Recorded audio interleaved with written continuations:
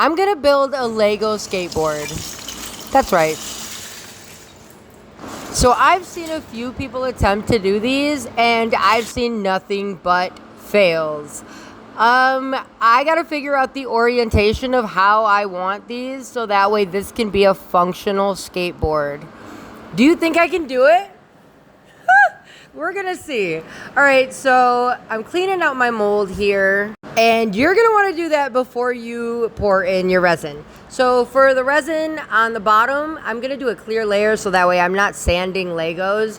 And I want this to, like I said, be usable. I want you to be able to skate on this board. I'm using Stove Coat countertops, and this is your promo code.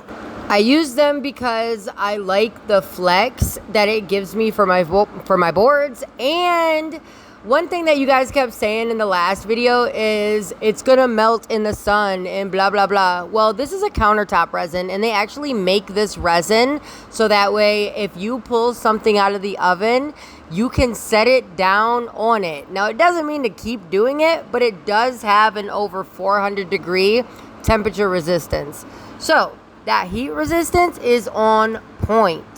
All right, I'm getting the fuzz out, and stay tuned for part 2.